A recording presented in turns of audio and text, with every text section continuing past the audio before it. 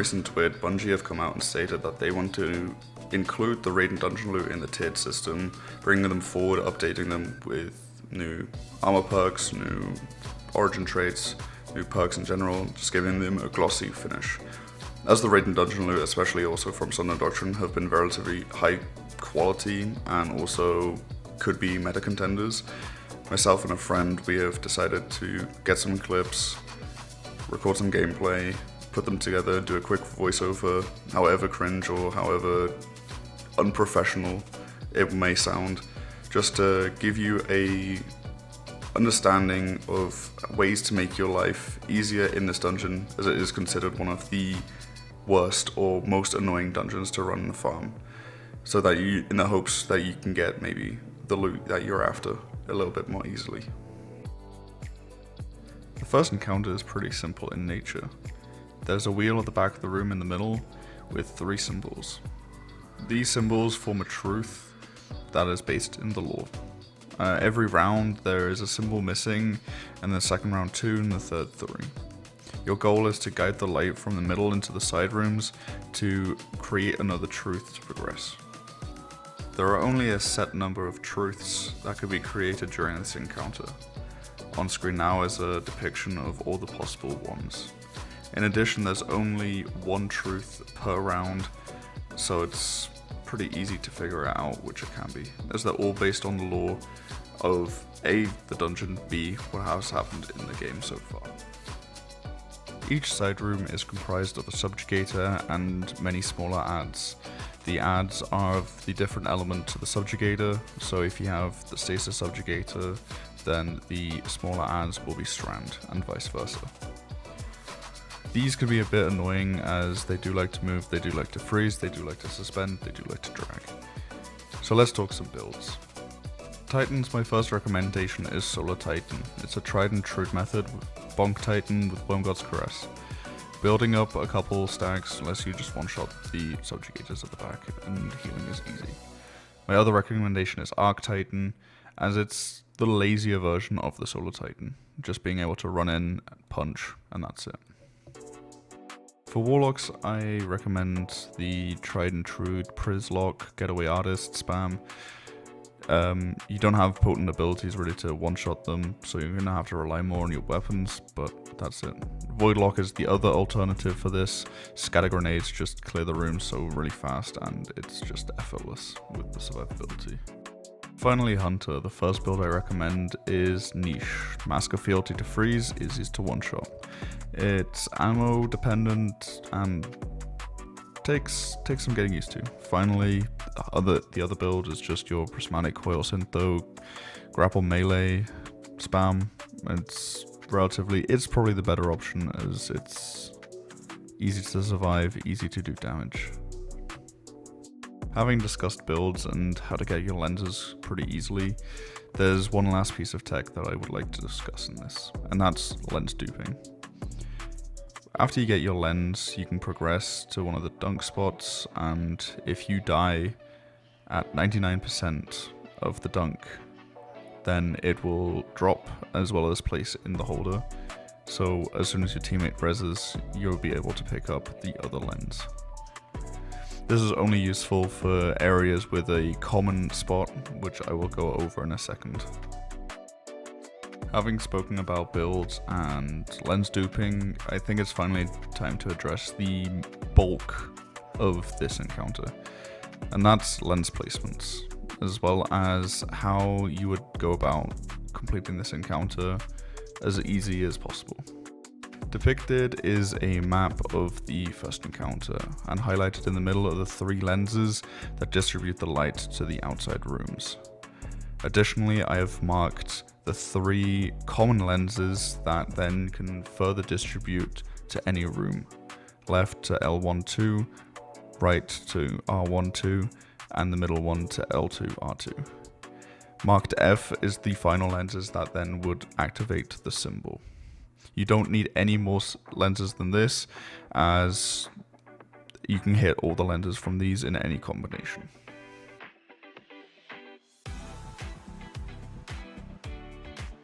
Now let me give you a full breakdown of the encounter.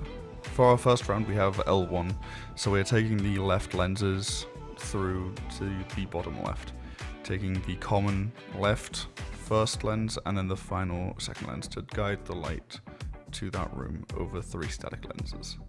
Round 2 we had L2 and R2, 2 that would benefit from going over middle, but as we only have 1 we have to choose a different route. Our first one, L2, we go through middle and then to the left, over the one static one. But for the right 2 we have to go over the right lens, over the common right lens, and then up to get to the final lens. The final round is usually the trickiest. In our situation here we have 2 of the right side, which forces us to go through middle. This isn't too much of an issue as we have L1, which is bottom left, but if we had L2, which is at the top, the common left one would have still hit it. It's just sorting out and figuring out which way you want to go. As we have both right sides, our top right would have to go through middle and to the right instead of to the left, and then R1 would be set up as always. R1 is a little tricky and can be a little annoying as it is the only room that requires 3 lenses to complete. To complete this wave, we would start with the left going over the common downwards, then the middle upwards and to the right, and then finally just the downwards R1 path. My last couple notes on this encounter are as follows. If you have a lens, it's probably not worth holding on to. You can always fill up the common spots that are always regularly used. The final ones are always also used, so even if you don't have to use that lens room for that round, it might come up in the next round, so having a pre-placed lens is always useful. Duping is only really recommended for the common ones, as there's also a lot of people going into mid to check symbols, and it would be much quicker to get your res from middle than from one of the sides rooms. There is also a truth seeker in one of the rooms if you're ever unsure as what symbol is next. And finally, if you ever wanted to check whether or not a symbol got taken, at the end of each path, the game will tell you if it has been accepted or the light is hitting a symbol by saying a wheel hums to life. At the end of a round, once the wheel has hummed to life, it will either accept or deny the truth. If it was a lie, then a tormentor will spawn to punish you, which you probably want to avoid.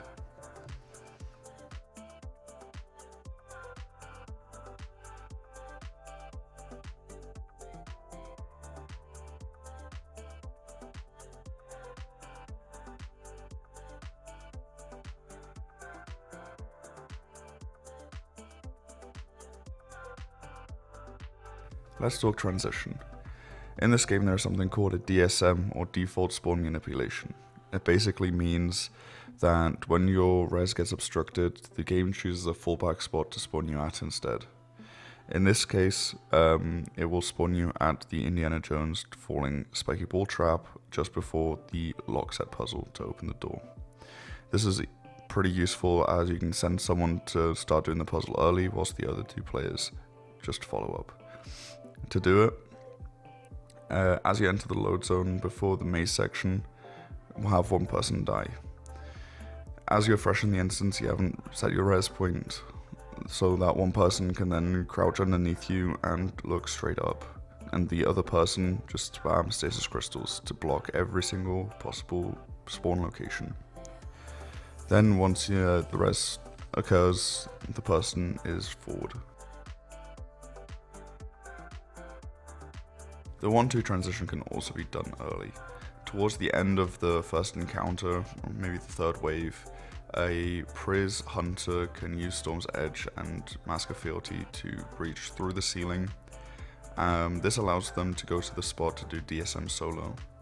It's not a darkness zone, so you wouldn't cause a wipe, and the res is short enough that you can respawn on your own without your crystals disappearing. If you're doing this early, if you have less experienced teammates with you, I recommend staying after you respawn, as the checkpoint is not retroactive, and waiting for first encounter to be done and hitting the checkpoint yourself is beneficial. If you have two teammates that can then do the DSM or are fast enough to hit the checkpoint for you, you can continue even further forward to the puzzle to lock set, waiting just to do the final jump as that checkpoint is hit to make sure that the knight spawns in properly. Lockset is considered one of the toughest and most annoying bosses, but we can break him down to make it really easy to understand. In this encounter there are 4 clocks, and each one has 7 symbols on them, and included are Knowledge, which spawns more enemies, Hive, which spawns ogres, Commune, that spawns bees, Stop, that does nothing, and Kill, which starts damage. Basically, the lockset progression is going to progress, and at each section it's going to check the clock and execute the symbol that is highlighted. That means at any given time you could start damage, and at any time you can have a random effect occur. If you were to start damage at any one, you have until the progression bar is completely filled to do damage. That means putting damage on left, the far left, gives you the most time at about 88 seconds. Getting to damage, however, is not the hard part. The hard part comes from the nature of this boss. There are 4 Shriekers that you can all damage at the same time, but he's also a proxy boss, meaning that the health bar of the boss is stored outside of the arena, usually under the map. That means you're never actually damaging the health bar directly, which causes some unique interactions. In the case of this boss, most damage perks don't work, surges don't work, debuffs don't work. It's akin to Atrax 1 from Deepstone Crypt. Let's talk loadouts. As you can hit multiple segments of this boss, that's precisely what you want to do with your abilities. On Titan, you want to go T-Crash with Curus on Pure Arc, using Stormkeep to supplement any damage. Heathens with Bipod is a really good option, as damage perks and surges don't work, so you want to go for the pure total volume of rockets. Hunter, you want to use the same weapons, but instead of using a T-Crash, you're using a Storm's Edge with a Starry to Scale class item. Aimed between the 2 bosses, when you teleport, you can hit both segments. Warlock has the best option out of all 3 classes, being able to hit all 4 eyes with a single Chaos Reach. You are locked to Chaos Reach, and unlike the other classes, you don't want to focus on supplementing your damage after your super. Instead, you want to try and build a completely new one through the Iona Traces built into the subclass and through weapons like Delicate Tomb. Each Warlock can do 50% of the boss's super if lined up properly. A Hunter super can do about 25%, and same with a Titan super, meaning that if you lined everything up correctly, you should be able to one-phase pretty easily.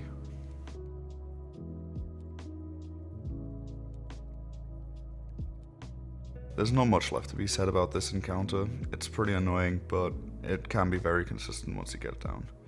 If you're struggling at any point or you have less experienced players with you, it is also worth putting all the other clocks to stop, or to more favorable outcomes, say Knowledge. The one you really want to avoid is Hive, as the boss level ogres can sink some time and ammo, but that's not usually the biggest of issues. Also, making sure to have the correct symbols highlighted before damage can also go a long way, as during damage the lockset will also scan those wheels and execute what is on the wheel.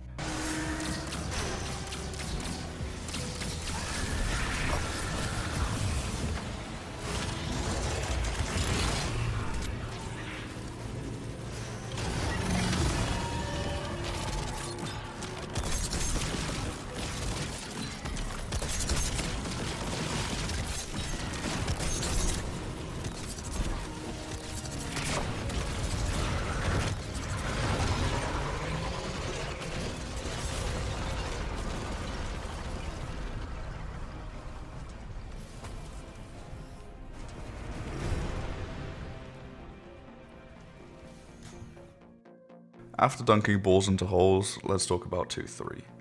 The 2-3 transition in this dungeon is long, arduous, and you have this lens puzzle that just sucks. But thankfully we can skip all of that. Following the route on screen, we're going to go down to the small corridor section after lock set. After entering a new load zone, you have the chance to not set your res, and we can perform a DSM.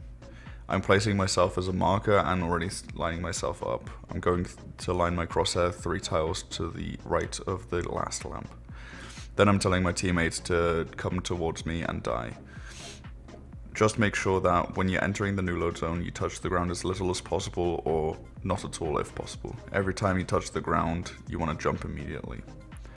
Once both are dead, place a generic stasis crystal, which means that it can be done on any class, and get a revive. If you manage to kill yourself as you're getting the res, bonus points, because you'll skip as well. From there, it's just a generic transition to the end, just going through the door up and to final encounter. As soon as you hit the final encounter checkpoint update, if everyone dies, you do wipe as well, meaning you can just pull everyone to the final encounter.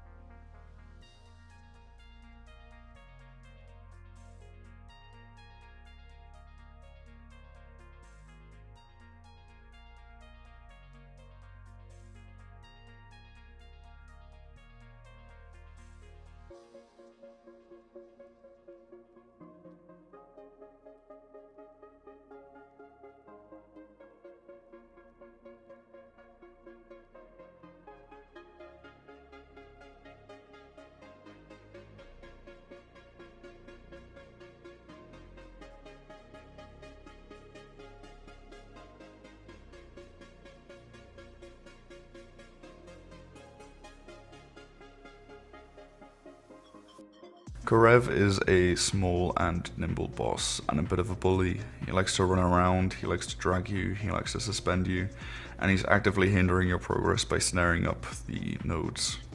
But mechanically he's no different to any other boss.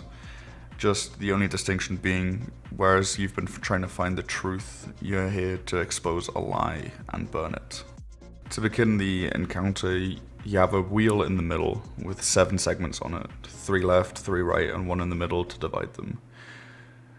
There are 3 symbols in each one, and one side makes a truth and the other a lie, and your goal is to light up all the symbols that compose the lie by going into 4 distinct areas of the arena, killing the mini-boss, spawning the attendants, and freeing the lenses by shooting them with the unwritten empowerment buff.